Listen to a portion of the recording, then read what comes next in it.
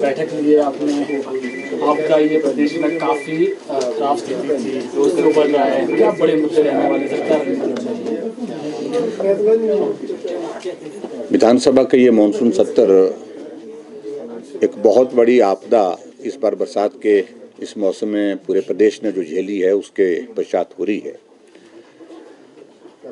और स्वाभाविक रूप से सबसे बड़ा मुद्दा इस विधानसभा के सत्र में आपदा का प्रबंधन, जिन लोगों के घर चले गए उनके लिए पुनर्वास की क्या व्यवस्था और जो क्षति हुई है उन सारी चीज़ों को लेकर के हम चर्चा करना चाहेंगे।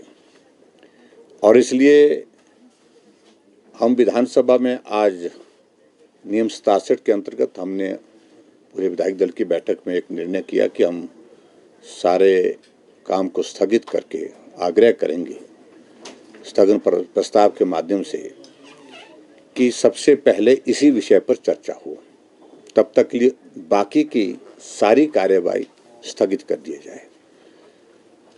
और मैं उम्मीद करता हूं क्योंकि इससे बड़ी घटना, इससे बड़ी त्रासदी पिछले 100 सालों के इतिहास में प्रदेश ने नहीं देखी है।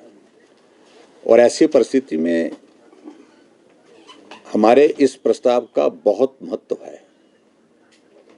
हजारों की संख्या में लोग बेघर हो गए हैं, 400 से ज्यादा लोगों की जिंदगी चले गई।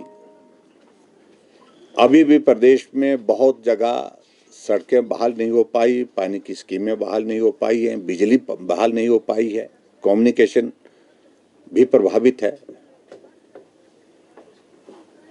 और जिस हिमाचल प्रदेश में हम गर्व के साथ कहते थे ये वैसा प्रदेश है जहां एक भी व्यक्ति ऐसा नहीं है जो फुटपाथ पर सोता है, गरीब होगा, अपना घर होता है, छोटा घर होगा, टूटा हुआ पुराना होगा, लेकिन उसके बावजूद घर सबके पास था।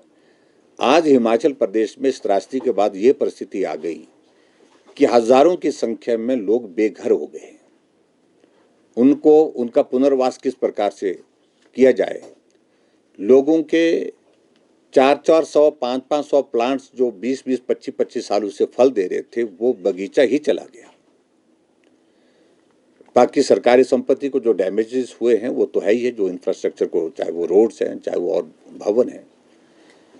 तो ऐसी परिस्थिति में प्राथमिकता मुझे लगता है कि सरकार की ओर से भी ये होनी चाहिए कि इसी विषय पर चर्चा हो जो आपदा आई है। और इसलिए नियम 67 के अंतर्गत आज हमने आग्रह किया है कि इस आपदा को ध्यान में रखते हुए तुरंत चर्चा, और सभी माननीय विधायक इस पर चर्चा में भाग लेना भी चाहेंगे और प्रदेश की सारी परिस्थिति के बारे में ये सदन चर्चा करे, इस बात के लिए हमने आग्रह किया है। सर, सरकार ने भी एक संकल्प जो है, जो आज की कार्यसूची है उसमें आपदा को लेकर एक संकल्प लाने जा रही है, उसमें आपका क्या समर्थन रहेगा या फिर आप ये चाहेंगे कि जो काम रोको प्रस्ताव दिया जा रहा है उस पर? देखिए, सबसे पहले प्राथमिकता तो यही है कि काम रोको प्रस्ताव का महत्व बहुत अलग है। केंद्र से मदद मांगने की बात हम पहले से ही कर रहे हैं और विपक्ष की ओर से हमेशा हमने प्रयत्न किया है कि इस आपदा की घड़ी में हम केंद्र से जितनी भी मदद कर सकते हैं, मांग कर सकते हैं, वो हमने मांग की है। व्यक्तिगत रूप से मैं केंद्र में एक बार नहीं अनेक बार गया और केंद्र से मदद आई भी है। और ये भी मैं कहना चाहूँगा कि अभी तक हिमाचल प्रदेश में जितनी भी आपदाएं आई हैं, सबसे ज़्यादा मदद अगर मिली है तो वर्तमान अभी हमारी केंद्र की सरकार ने दी है और आग्रह करने में कोई आपत्ति नहीं है। लेकिन जिस प्रकार से कांग्रेस के सरकार की ओर से जो प्रयास हो रहे हैं, वो प्रयास हो रहे हैं कि सारी इस आपदा का जो प्रबंधन की दृष्टि से जो उनके हाथ खड़े हो गए हैं, ये सारा ठीकरा केंद्र सरकार के ऊपर फोड़ा जाए।